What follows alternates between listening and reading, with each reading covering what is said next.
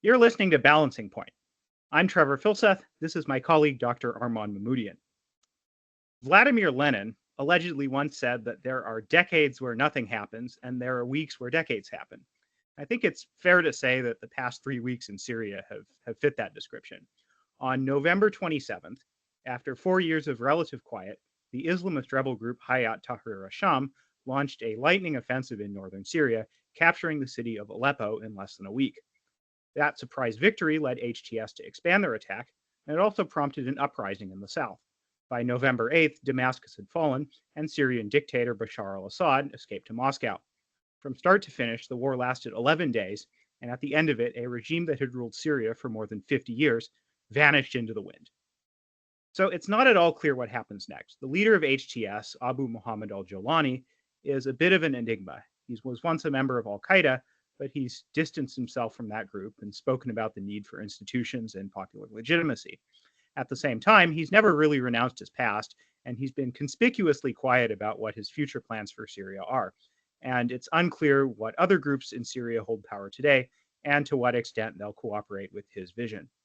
So this is a really, really remarkable turn of events. And to discuss it, Armand and I are pleased to be joined by Anas AlQaed, the director of programs at the Gulf International Forum, and incidentally also my boss. Prior to working for the forum, Anas worked for more than 10 years for UNHCR in countries including Syria, Libya, and Iraq. While he was there, he specialized in refugee community resilience, capacity building for government and NGOs, and community mobilization. He holds a master's degree in international public policy from Johns Hopkins School of Advanced International Studies, and we're very happy to have him here. With that, I will turn things over to Armand.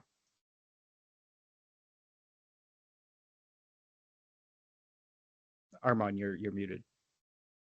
Oh, thank you, Trevor. Thank you for the kind introduction. It's, as you say, it's a pleasure for both of us to have Anas here. He's a true Syria expert. One of the many who remain actually objective, with presenting a very fair and unbiased opinion. So it's a great honor to have him. I'm not going through that, what happened in Syria. You outlined that very nicely. I'm just going to start with the questions.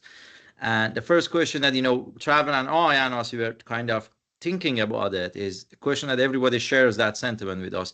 How this happened? I mean, 13 years of war, which enough to say that ended in a result that was in favor of the Assad, in 11 days changed by a militia in size of 10 to 15,000 troops, overcoming a country or a regime that has something about 150 to 250,000 soldiers, backed by a regional power, Iran, and a global power.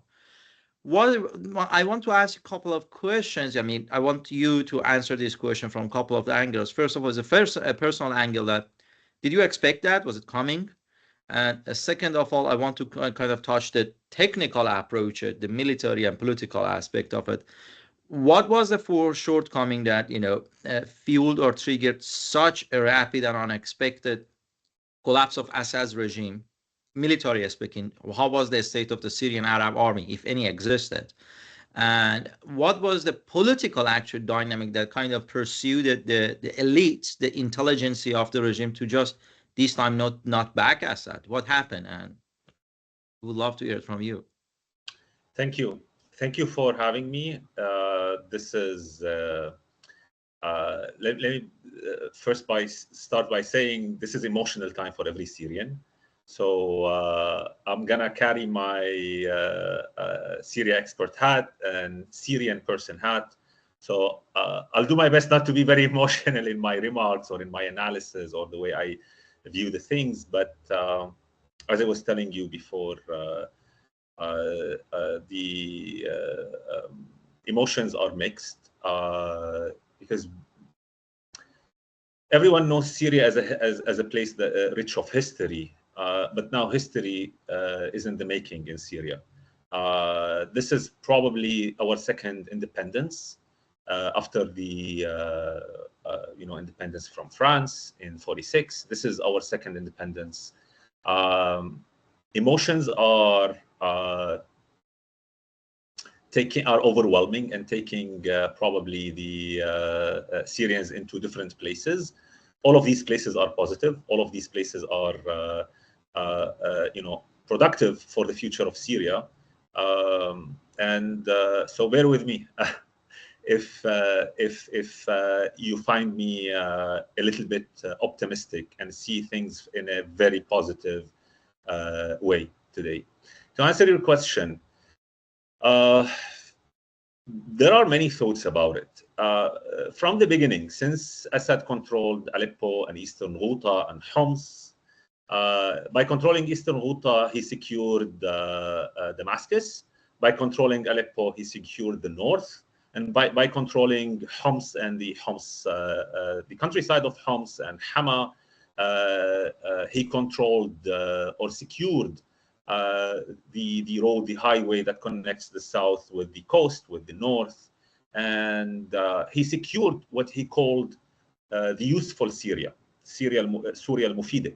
Although in reality, if we're going to look at Syria from economic perspective, the eastern Syria is the Syria al-Mufide, is the useful Syria, because of the wealth of hydrocarbons and the wealth of agriculture. But that's a discussion for another day. Since Assad secured these three important regions in the country,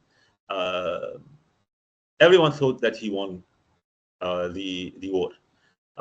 My perspective back then was he did not win the war. Iran and Russia won the war, because he lost control of the state. He lost control of the armed forces. He lost control of the intelligence and security forces. The state was infiltrated and divided by loyalties. Some of them were loyal to Iran, some of them were loyal to Russia, and some of them were loyal to the regime. So the state, whether the army, the armed forces, the intelligence and security, the new factions within the armed forces that were forming, whether under the training and finance of Iran or Russia, these were different perspective of the Syrian state that was forming post 2017, something that we haven't seen, and the state had no control over them. They had leverage and power over the armed forces in many economic projects, where they took control of entire areas to generate income, to fund their military activities, whether they are militants or different militias or different factions within the Syrian armed forces that were formed by the Russians. And all of that led to weakening the Syrian Arab Army, SAA. Part of it because it lacked funds, part of it eventually it was lacking morale. And coupled with many economic, sanctions and mismanagement of resources and depleting the Syrian state economic resources, Assad was not able to keep the military fund as needed. He couldn't rebuild the military. Remember, the military was depleted because of the defections. And also, many factions or many parts of the military was sidelined by Assad because he did not trust them, put them in the battle between 2011 until 2017, actually until his collapse. Many factions of the military, he did not trust them to put them in the battle because he thought they will immediately defect and go to the other side and start shooting at the SAA. So that's why even since 2013, and even there are many arguments that since 2012 there has been the formation of militias who entered the fight, the battleground, because the military was incapable of handling the uprising and the armed opposition groups. that's how we started, since 2012, we started seeing the collapse of, one area after another in the hands of the armed opposition groups. And actually, I would argue since 2011, like the case of Tel Kalach and al-Assad and all of these areas where, they fell, they were opposition controlled and the government took control. But at some point, the government lost control of them. This is one part, the lack of financial, ability to fund the military. So a hungry soldier cannot really fight your fight. Mainly when an oligarch class was forming in Syria after 2017, you will find Teslas, in the streets of Damascus, while people had 1 hour of electricity per day, 1 hour. And this group driving Teslas and driving, brand new Mercedes and BMW in the streets of Damascus. Some of the restaurants, 5-star restaurants, were opening. Private chefs were coming into Damascus. So there was a serious problem in the way Assad and the class surrounding Assad were, presenting their victory. It alienated the vast majority of the supporters of Assad, and that, coupled with the failure of any economic reforms. I genuinely lost count of how many prime ministers he appointed after 2017. Every few months there is a new prime minister, and every few months there is a new, shuffle in the government. New ministers appointed, and mainly for services. And there was always a failure after failure after failure. Blaming the sanctions was an easy one for him, but also lacking support from Iran and Russia, who had their own battles to fight. Iran was under sanctions, and they had their own uprisings, so they had to shift part of the resources toward domestic policies, and they had to focus on spending money, their budget inside, rather than on their axis of resistance.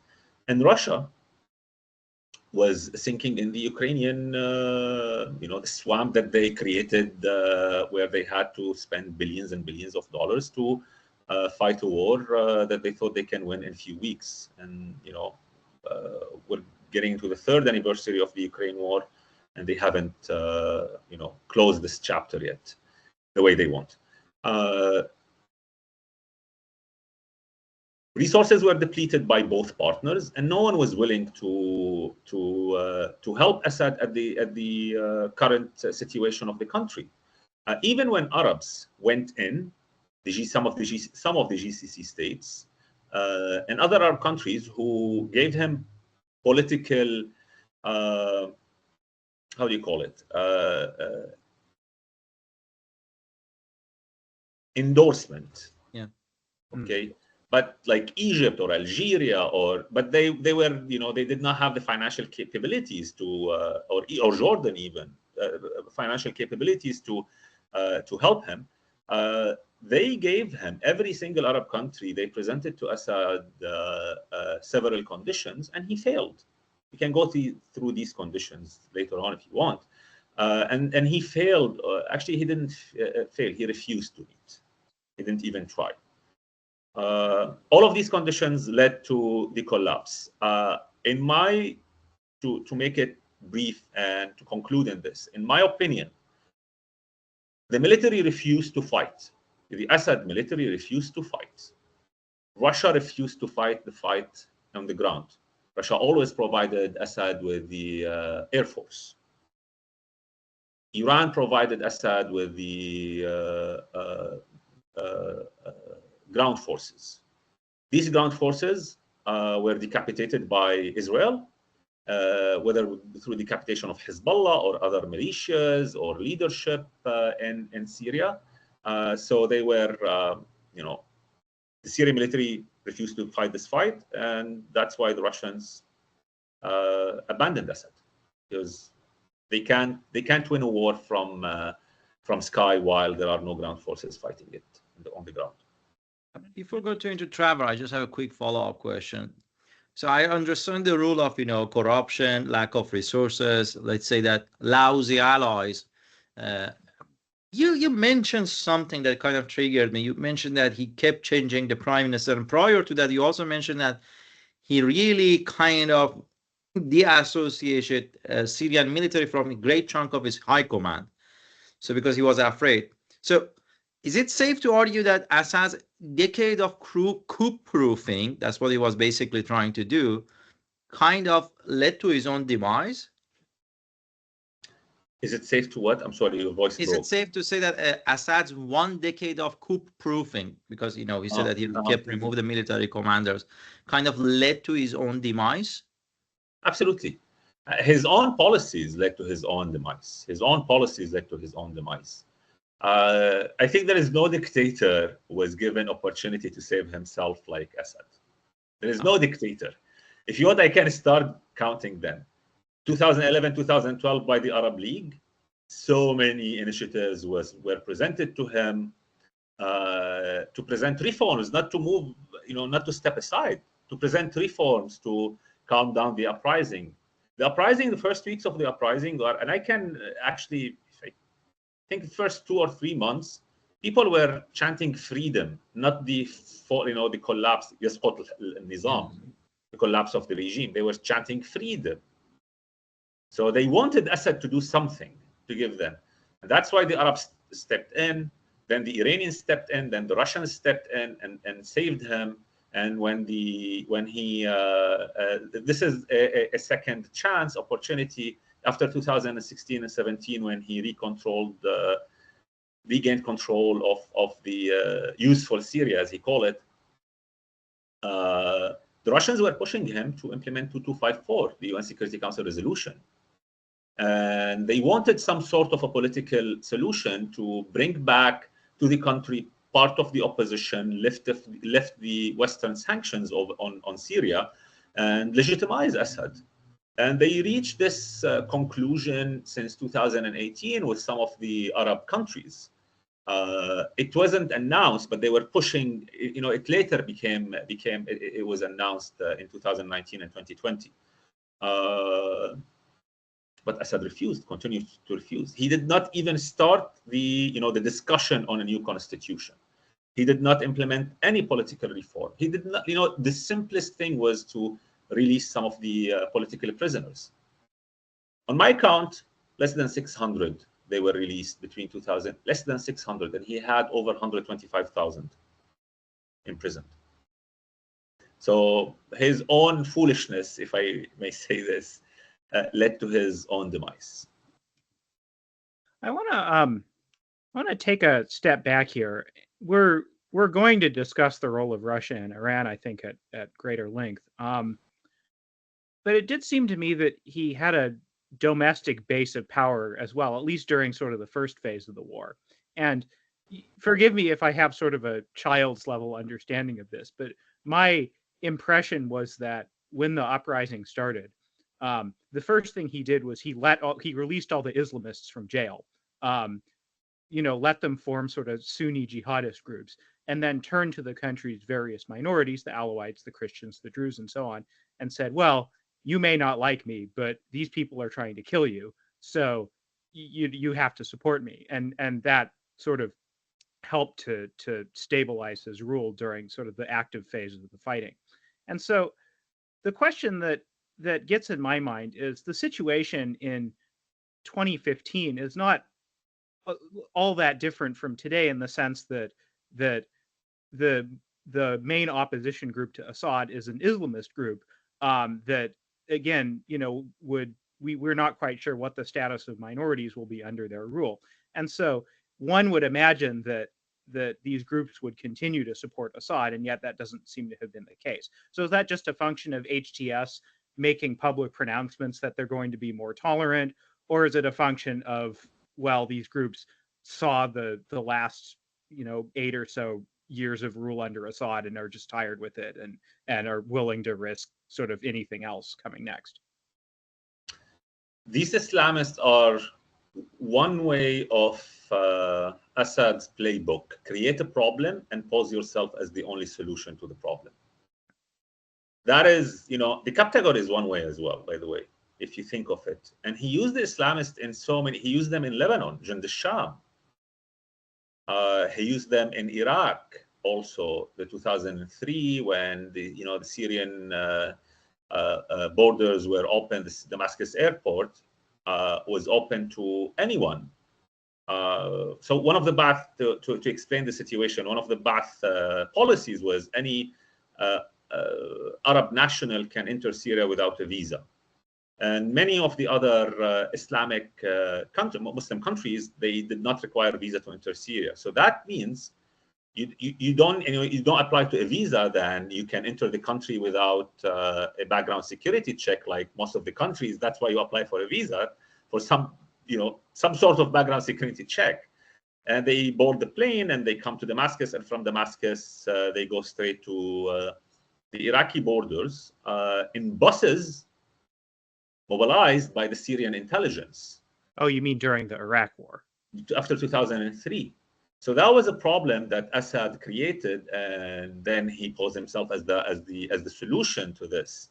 The fighting. I mean, one of the reasons was to keep the Americans busy in Iraq because he believed that they're going to turn against Syria or Iran after removing Saddam Hussein, but also to find a role for himself in the war against terrorism.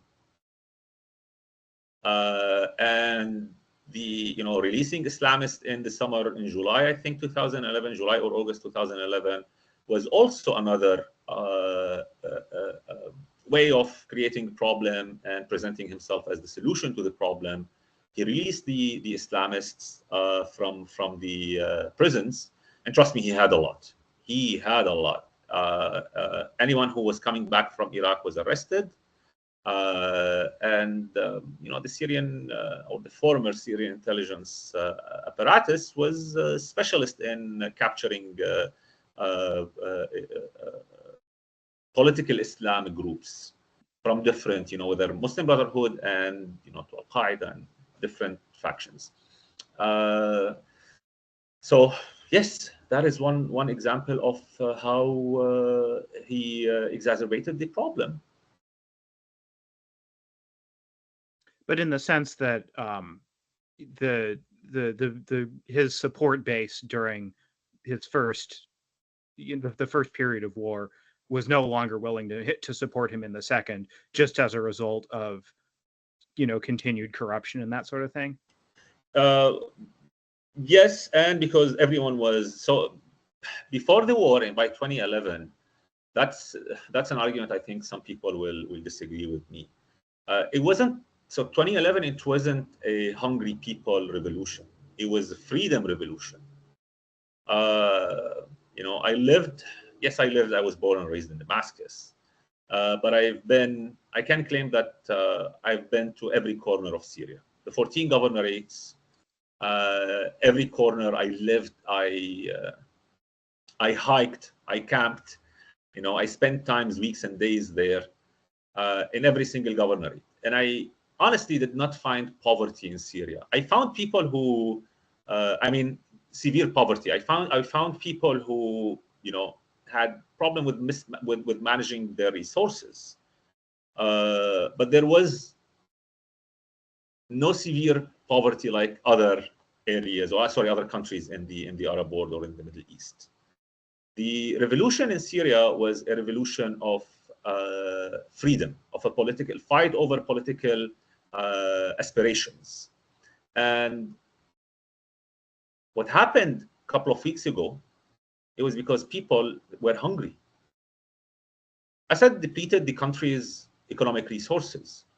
And when people are hungry, they're not going to fight your battle. They're going to choose their battles. Now they are fighting for, to sustain themselves, to put dinner on at the table every night to feed their kids, not to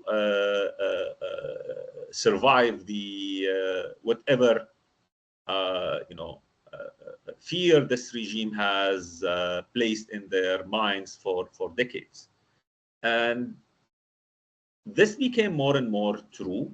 I mean, people started realizing that the real enemy is corruption. The real enemy is not the radical groups.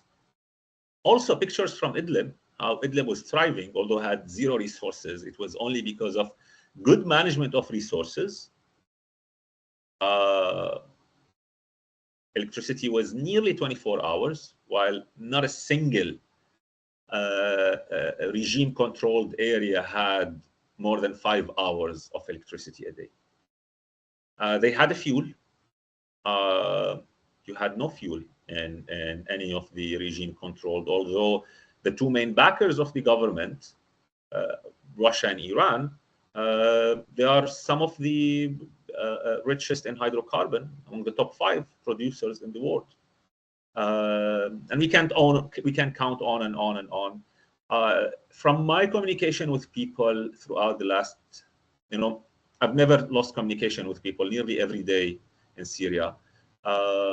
They lost respect of Assad. His nickname was Bashar Escobar, and that was coming from in Latakia and Tartus, where the stronghold of Assad, where people backed him and believed in him. So he turned into a mockery. The guy, again, he was his worst enemy. Oh, I mean, Bashar Escobar, you said? Yes, Bashar Escobar. That was his nickname. And it wasn't whispered as before. It was, people in the coffee shops where they were calling him Escobar, Bashar Escobar. You mentioned loss of respect, and you mentioned that his community lost respect. His community lost the will because of the hunger, the poverty, the starvation. But you also mentioned, past earlier on, that his allies were also didn't really chip in. I want to a little bit actually focus on the respect part and then the willingness of the allies. Ayatollah Khamenei made a speech Friday. I'm sorry, no, I believe it was Monday, yes. And he briefly touched, not briefly, he touched what happened in Syria. First of all, he tried to brush it off by calling it a temporary setback, but I don't want to get into it. They know what they are up to. They know that this was a bad year. I think he cannot wait anymore for the new year to come. But he mentioned something that was kind of interesting. He said that the Syrian army, we were not there to replace the Syrian army. We were not there to fight their fight. We were there to assist them, to protect the shrine, to counter the terror extremism, and we succeeded. But when he said that we were not there to fight their fight, we were not there to replace them, some people got an indirect meaning from his speech that this Iran has lost earlier on his faith in the Syrian Arab army. For them, they were no longer competent and were no longer sufficient. I want to ask that what really was, in your view, the reason that the Russian and the Iranian didn't this time put up a fight? You mentioned the diversions they had. Ayatollah Khamenei also cites the US and the Israelis' aerial attempt to block Iranian access. He mentions in his speech that they didn't let the F-35 literally didn't let out any airplane off got there to the Damascus. He mentions that only one airplane landed in Damascus, but we couldn't do any more. So to what extent the Israelis, because Prime Minister Netanyahu tried to take a credit from of it last week. He said that his attacks is cause of the collapse of the Assad regime. To what extent you think it was Israelis and US blocking way of the Iranian, not Russians, path to assist Assad, and to what extent their lack of willingness, the Iranian and Russians' lack of willingness to fight Assad's fight was the main reason, and why they didn't had it in them this time, unlike in 2013 that Iranian really chipped in, and 15 that Russians aerial campaign began September, I believe so. I think this is the main. This is the main factor for the collapse of Assad. Iran and Russia's reluctance. Russia's reluctance to help Assad. Mm-hmm. If both of them put on the level of power, militias, if the popular mobilization units went in, if Fatimiyun and Zainabiyun went in, if Hezbollah al-Iraq and other factions went in, Hezbollah Lebanon, they probably, I would bet that they would win the war against the Syrian opposition groups. With the Russian, strikes on the advancing rebel groups, Russia in the first 3 days, they carried out 9 strikes only, while they carried thousands over Aleppo only during the campaign, during the Aleppo war, the campaign to recapture Aleppo. So that was the main. They were collapsing like a domino. Like the domino effect, that's the first time we see it. We hear about it at the Cold War when we read the Cold War books, but this is the first time we see it.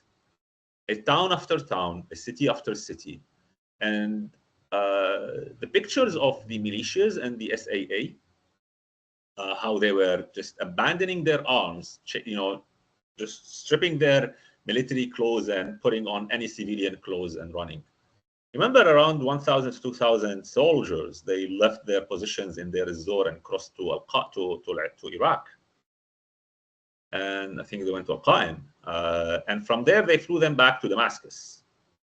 Here we're talking about 2,000, 1,000 to 2,000 soldiers. This number could liberate, a town. And the entirety of HTS is around 10,000. I mean, the number usually is different depending on who they ally with or not. So yes, it's and I hate to say I was right, but I was right in 2017 when I said he did not win the war. Russia and Iran won the war, and actually, Russia and Iran won the war, and he could not accept this result. He tried to manipulate his own allies to regain his control over the country. I still believe until this hour, Bashar thinks that he can go back and control. He lives in his own world. If you follow and look at what he does, his speeches and his policies and his strategies, I think he still believes that he can go back and gain control over Syria. The guy is delusional. If you look at his policies and speeches, in any condition, in any situation in Syria, imagine what is the worst decision the Syrian government would make and Bashar would make. When you have a total control of the state and people asking, chanting freedom, freedom, freedom, and instead of, making, a law for political parties, which he had he said that he's going to make in 2006, I think, and he didn't make it until 2013 or 2014. You can make simple moves, and that's the difference between him and his father. His father would have, in a smart way, would have killed the fire that was happening in 2011. Bashar did everything opposite. He pushed the people to the street. I was in Damascus, I was protesting, and big part of the people who were in the street, they were provoked by his speeches. Big part of the people, they were provoked by his speeches. In March 15, the revolution started. By the end of March, he went out talking about conspiracy, dismissing every single demand that the people had in the street. I mean, conspiracy, yes, there is no country in the world that doesn't have enemies and conspiracies, but to link everything to the conspiracy, that was his vital mistake. You mentioned Deir ez-Zor and 2,000 Iraqi soldiers that take a refuge. I found that one of the most ironic part of this event, because if I recall correctly, and correct me if I'm wrong, about half decade ago, in very Deir ez-Zor, the Assad's troops under the command of the Ismail Zahiruddin, the Deruz general, they were in a siege. They were under the siege for a long time, and they survived it. I guess they fought for it, yes, and they survived it. It was a fierce battle. That's true. That's true. And Deir ez-Zor and Aleppo are the stronghold for the Iranian-backed militias. Mm-hmm.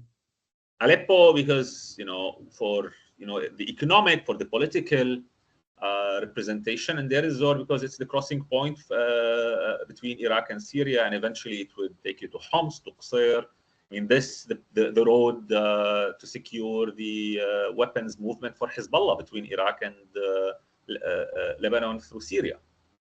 So Deir ez-Zor everyone was saying, yeah, they're going to capture Hama and Homs, but the real battle is around Deir ez-Zor and Damascus, and mainly Deir ez-Zor. That Iranians will fight. They will put all their efforts, and they'll bring back the militias. They will do everything to save Deir ez-Zor and Homs, but that wasn't the case.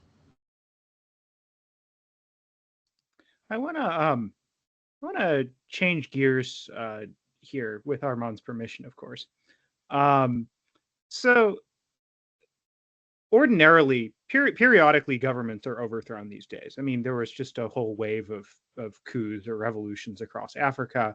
And usually the expectation when something like this happens is the old government is overthrown. A new transitional government is put together. It's got representatives from these various groups. They agree on a new constitution. They agree to hold elections in 6 months or a year, and then you have the new government, and everything sort of goes on from there. And so I understand, of course, that you're not clairvoyant, so we can't say for certain what's going to happen. But it is interesting to me that this doesn't. It isn't clear to me that this is the pattern that Syria is following, because so far HTS appears to have sort of just taken control of the Syrian state apparatus. The transitional government is entirely HTS ministers. HTS in the past has been very critical of democracy. They've said that it's the law of man and we want to follow the law of God instead. And so based on that, what do you envision the future of Syria is going to be after the transitional government's mandate expires in March? Is it sort of just a continuation of what it is now, where there's technocracy, there's people who are ensuring government efficiency, but there's no real attempt to secure popular representation? Or are other factions in Syria going to have a problem with this? To start with, I don't trust Islamists. So they're saying and doing everything right so far. That's why I am optimistic. I see things slightly rosy in a very positive way, but I don't trust them. So that's why I hope that whatever pressure coming from the region, from Turkey, from the GCC states, from Jordan, from Egypt, is pushing them to move toward a national unity government on March 1st. And ruling Aleppo is different than ruling Damascus and ruling Idlib is different than ruling Damascus and Aleppo. Idlib is a beautiful place, one of the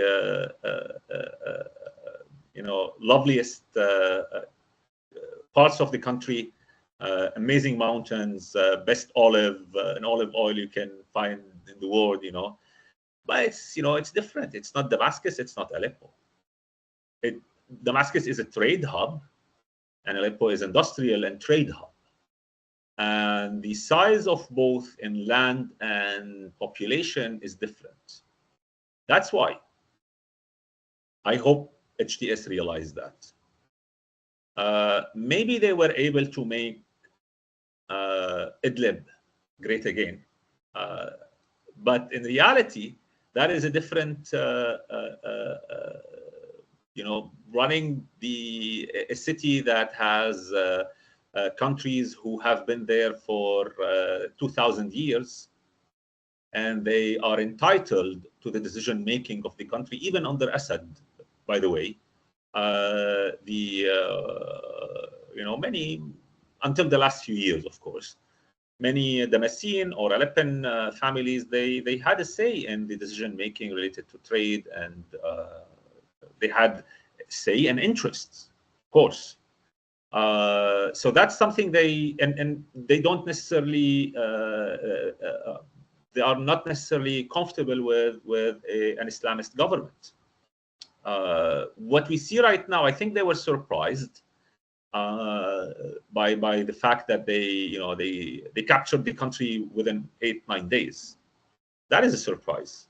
Honestly, I don't know. To answer, like you asked me at the beginning, if Arman, you asked me at the beginning if I expected it. I know so many Syria analysts. Only one person expected it, and before it started, only one person said that by the end of the year, the regime will be super challenged and will, there's a 50% that rebels will,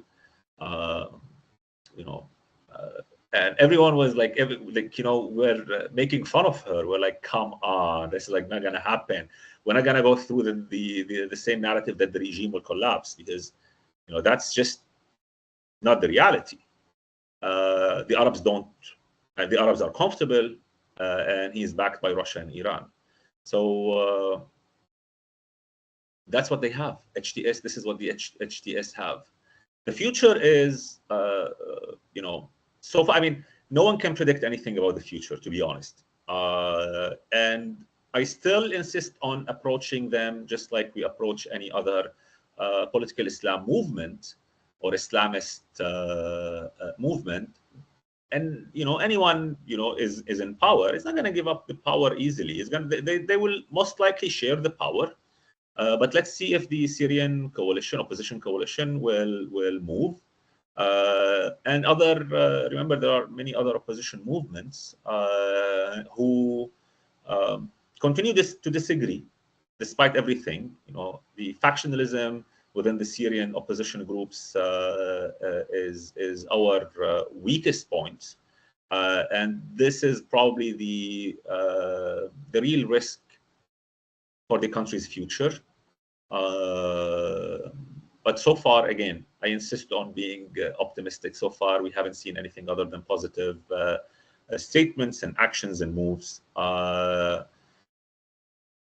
Could be simple because they are still in the middle of celebration of this victory. But when we face reality and we hit a wall, this is when hard decisions should be made, and this is when we will see if they will do the right decisions. By sharing power, by accommodating different ethnic and religious groups' demands, by having agreeing on a democratic, secular, or if not secular, a civil law to rule the country, limiting any previous demands for Sharia laws implementation. One thing I've been mentioning to many of my Syrian friends, Islamists are part of the political spectrum of Syrian political spectrum now, whether we like it or not. They should have been before. But the repression has legitimized them. And if you look throughout the history of the Syrian parliament elections, I mean, the last election we had was 61. Then 63 you had the Ba'ath party coup. And ever since everything was, just not real elections, to put it simply. Muslim Brotherhood never had a majority. Independent had always the majority of the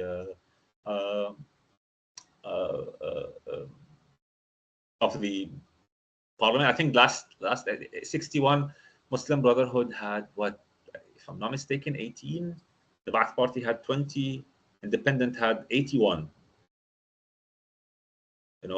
And the People's Party, which is the party of the merchants, and you can call it the capitalist party of Syria. That's how we joke about it. had always had the highest number of seats. I mean, after independence, I think they had like 22, something like that. So if they were given a chance right now, if you put them to elections, they might have the majority right now. But I always, I'm confident that they're gonna fail.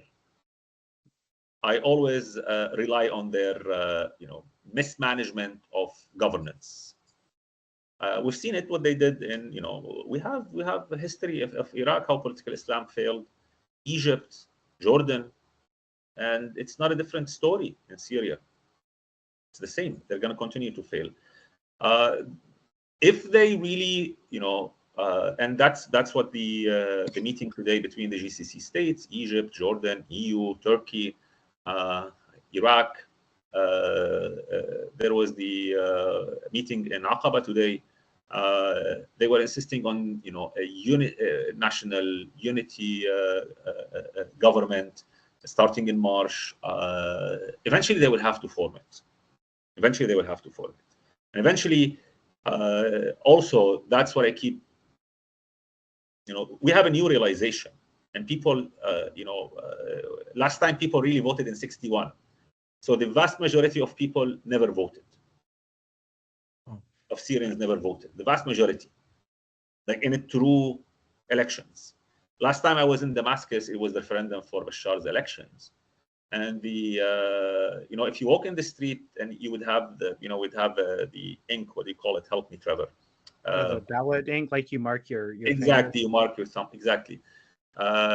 If you are walking the street without a blue finger, because of the you will be stopped by the intelligence or the police, and they ask you, why you did not vote? Why don't you go vote?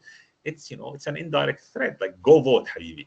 Otherwise, you will end up in a dungeon. Nice. I have one follow-up question, which is, this is all sort of focused on what you described as the useful Syria, the coast, Aleppo, Damascus, Homs, and so on. Where it seems likely that there's going to be trouble in the weeks ahead is the east, where sort of you've had the SDF dominance for going on 10 years now, and functionally speaking, the Kurds got what they wanted from the resolution of the civil war, which was they're independent, nominally they're loyal to Damascus, but essentially the AANES was independent. And now it seems as though that's no longer the case, and also many of the areas that they were governing, Raqqa and so on, were not Kurdish cities, were Arab cities that now no longer want to be a part of that. And so what do you sort of envision the future of this is going to be? Is Turkey going to continue to cause trouble, to like try and attack these areas, or are they going to sort of get folded into the same government? The statement coming from Turkey and reading the situation, obviously, there is an agreement between the Kurds and the armed opposition groups. I'm way less concerned about unifying Syria, east and west, the banks of the Euphrates River. That is not my concern right now. They seem to be, Kurds have apparently received some assurances. They are more relaxed. They raised the new flag. They accepted to sit on the negotiation table. They're giving all the positive signs. And, at the end, they are a big segment of the Syrian society. And remember, we had many Kurdish presidents before the Ba'ath. The first president of Syria, al-Aqqad, was Kurdish. After during the independence era, sorry. And Shishkali was Kurdish too, yes? Shishakli, I mean, you know what, the last name is Kurdish. So probably, yes, Shishakli was definitely Kurdish. And many prime ministers, even under Hafiz al-Assad and the first prime minister for Bashar, Miro, was Kurdish. So they were not, excluded from the governance. I believe they understand that. But there are rights that was stripped from the Kurdish community because of the Ba'ath Party and Pan-Arabism and all of that, that should be met, and their grievances are legitimate and should be endorsed in the constitution and in the different committees that will be formed in the coming months to study the political reform in the country. But if you look at the geographic, the risk is you have factions are they're going through some chaos in the south, in Dar'a and Sweda. This is a risk. There is a risk also in the coastal areas where most of the supporters of the regime, if they were subject to any attack, retaliation attack, they might form some militias to defend themselves. For me, the real risk is a vacuum. That is, I'm not concerned about geographical areas because, de-escalation, we have mastered de-escalations in Syria. And negotiations, we continue to find, to see that it's possible to make a compromise. My main concern is a vacuum. And that's why I think the responsibility of the new Syrian authority is to take the initiative. What Bashar lacked, what Assad lacked, is initiative. That was his, not only Bashar. In my opinion, any government is responsible for a solution, even if they did not cause the problem. They are responsible to start the initiative for a solution. They are responsible to make a compromise. And they should be the ones who present a solution, and Assad refused to do that. But if a vacuum is the real problem, and this is the real threat to stability. If you look at it, any way of transition, if it's going to happen on March 1st or June 1st or even toward the end of the year, the main challenge is to make sure that there is a successful transition to democracy, or successful transition to a representation of the Syrian society that would lead eventually to elections. And I hope they don't rush in elections right now before they get hold, of the of the security situation, draft a proper law for political parties and elections, because nothing should be abrupt and we shouldn't rush things. And what happened in Iraq and Libya, we should learn from that. Most importantly, putting all the militias under one institution, one armed forces institution. You mentioned stability. Not that I want to imply the Middle East is stable, but it had a status quo. It did have a balance of power between the Iranian, the rivals, the Turks, the Russians, and the American. In each region, one side had upper hand, the other side had a lower hand, if you want to divide the Middle East into different sectors. Syria was always a crossroad that connected all of them together. True. There was the place that all these main actors had something to say. The Iranian and Russian obviously were very happy to keep it up until 20 days ago. It's no longer the case, and we, as you said right now, we also can't really predict the future political dynamic of the Syria. Who would be the ruler? Most likely HTS or Hayat al-Tahrir al-Sham would have a saying in it, but we don't want to jump to the conclusion. How this change of event in Syria is going to make an impact on a geopolitics of the Middle East, the balance of power between the Iranian and Russian, to Turks, the Arabs, the Israelis. How is it going to make an impact on the general, geopolitics of the Middle East? That's absolutely hard to predict, also, because. So let me start. Relations with Iran. I think if there is, and that, what I'm going to say has been stated by HTS. Mm-hmm. Relations with Iran shouldn't be ignored. I think Iran is a regional power that you cannot ignore. No country can ignore. And in my opinion, they shouldn't be any tension with Iran, as long as Iran is not trying to influence the transition or act as a spoiler for the coming, 3-4 years in the Syrian political transition and transformation. And as long as this, Iran doesn't see Syria as a threat, I think Iranians will lay low. They will play by, by the book. by the book, or by the best interest of a stable relations with Syria.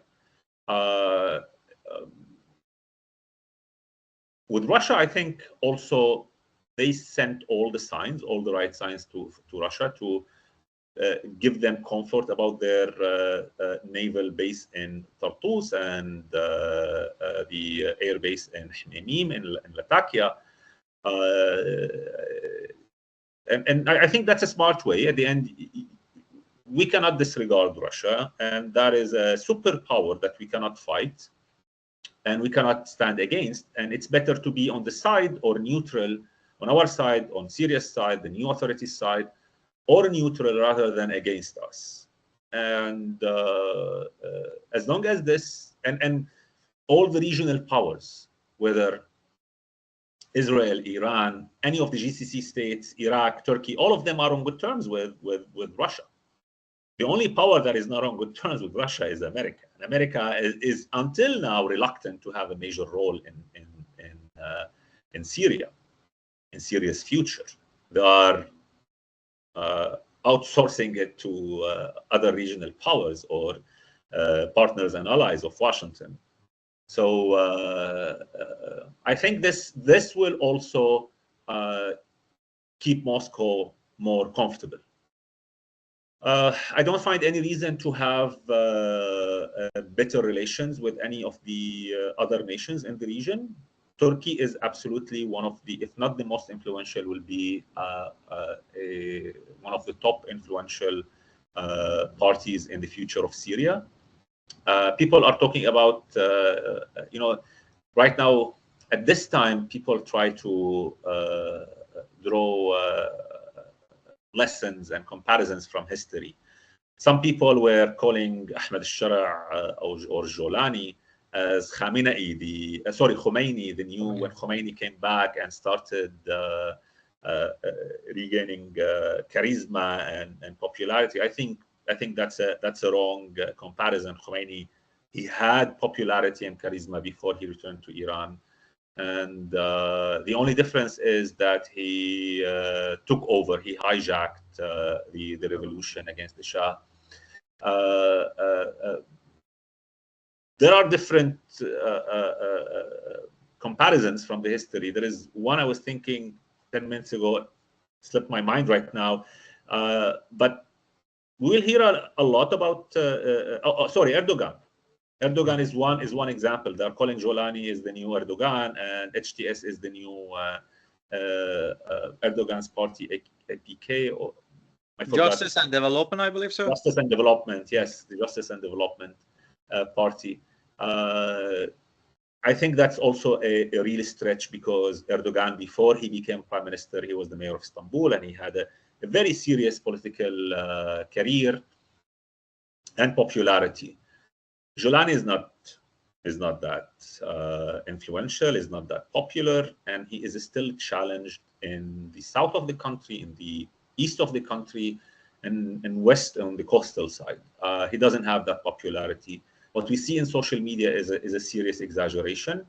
And as someone who lived in the country for most of my life in Syria, that line of Islam and teachings is not popular in the country. It's the least popular. Oh. It's absolutely the least popular, and the one that will be challenged the most. And I can bet on that. I'm willing to bet on that. Right now, people are looking at him as the savior, the one who kicked the butcher, the one who made the impossible happen, and making history. So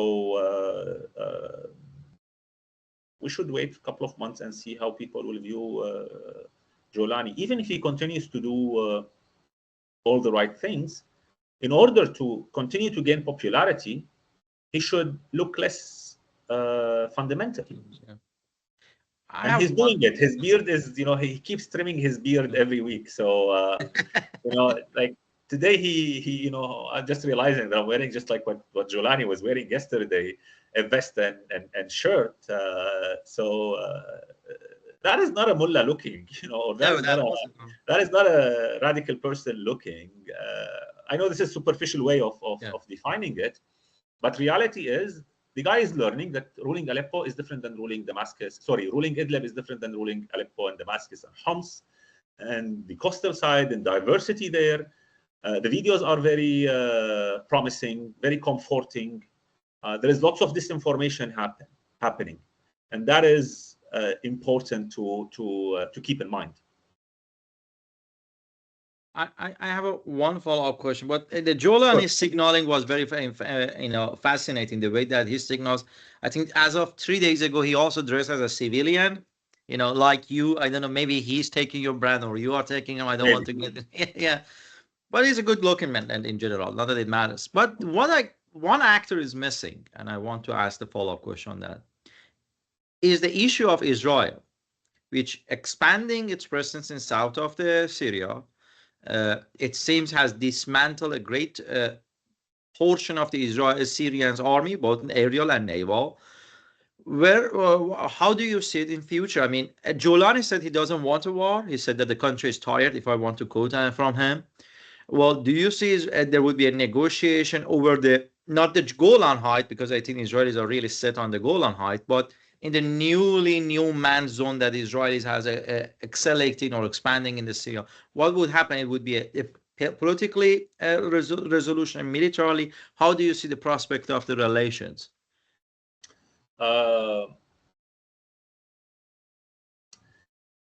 Well, that is the reality of what we inherited from the Assad regime. Mm-hmm. And what I'm going to say is probably has been said and repeated again and again and again. There was some agreement, unspoken agreement, or the agreement between Assad and Israel that whatever strategic weapons in the Syrian military warehouses possessed by the military is not against Israel. And the moment that Israel realized that these missiles and chemical weapons are moving toward a group that represents the Syrian people, or more in line with what the Syrian people want or view the conflict with Israel, they freaked out and they destroyed it. And it seems that the new authority came to a conclusion that Israel and Assad had before. Okay. That they will choose their battle. And their battle right now is not with Israel. And what their capabilities right now is similar to Hamas capabilities before October 7. And they saw what happened to Hamas and they learned from that lesson. The way forward, I think there are regional powers who can play this role, and eventually they have leverage. They will use this role to have a say or leverage over the future of Syria. UAE is one of them. US is one of them. Jordan and Egypt are also, but I think they are more busy or focusing on a ceasefire, use whatever leverage they have over Israel for a ceasefire in Gaza. But I think Israel has achieved most of what they wanted to achieve, and I don't think it's going to continue a further advancement toward Damascus. Last 3 days ago, according to Haaretz, they were away 20 kilometers from, they were close to Qatana, 20 kilometers away from Damascus. And keep in mind, if you look at the map, Damascus is very close to the borders with Israel. Yeah. And very close to the borders with Lebanon. So 20 kilometers, that's 12 miles. I looked for other resources to, it was from Haaretz. I looked at other resources. It wasn't, I mean, the entire situation or Israeli attacks on the Syrian territories are not being covered by the media as it should. So media are busy with the collapse of the dictator, not with the violations to the disengagement agreement of 1974. So the role is in the hands of the regional powers. Syria cannot, the new authority, they cannot do anything. And I don't think they are willing to do anything. That's a battle that they cannot fight. That's a battle that will destroy whatever capabilities they have right now. And their real battle right now is in any transitional government in Syria. I mean, to move toward a political transition in Syria. Well, we've blown way past time here. I do actually have one final question, if you're willing, Of course. which is, what should America be doing? So suppose you get a phone call tomorrow from President-elect Trump, and he wants to know how he can help stabilize the situation in Syria. Making Syria great. So what? Yes, make Syria great again. How can Trump make Syria great again? Regional powers, we have seen that again and again and again. Regional powers, they want inspiration. They want a green light from America, that America is involved and America is backing a political process with particular conditions. And so far, HTS and other factions seem to be complying with the Western demands of that. That should be one thing to stress on transitional democracy, representation of different factions, different minorities, groups. And I hate to call it, to use the language of minorities, but that's the language that has been used. Ethnic, religious groups, and representation of all Syrians. Ensure that there is no void vacuum in the country that is formed or forming in the coming few months. And controlling Israel. These violations should stop, because it would only add more stress on the new government, whoever is the government. There was a status quo between Syria and Israel, and this should maintain since 1974 until now, and Israelis should abide by that. Sanctions and all of that is all reliant on the behavior. I mean, removing sanctions is all reliant on the behavior of the new government. U.S. is the superpower of the world. They should continue to be part of this transition, and most importantly, they should push the regional powers, because some of them are spoilers. We have seen what happened in Sudan. We've seen what happened in Egypt. We've seen what happened in Libya. Many of those are spoilers. So probably they should be controlled in Syria. Inshallah. Inshallah. Well, there is so much left to discuss. I don't think we even said a word about the axis of resistance, said a word about the role of Daesh. But we really are out of time here. I want to thank Anas one more time for coming on. We know that this is a very eventful time for you too. And so we were really glad you could make the time to join us. And to all of our listeners, thank you for tuning in. If you enjoyed this conversation, feel free to like it and to follow us on social media. Our username is @BalancingPod on Twitter or X. We're going to try and do our next episode in January. The topic then is going to be something related to covert operations and intelligence collection. And we've got an amazing guest speaker lined up. We'll have more to share on that soon. So keep an eye on our social media for updates. Once again, thanks for listening, and we'll see you. Thank you for having me. Sure. Thank you.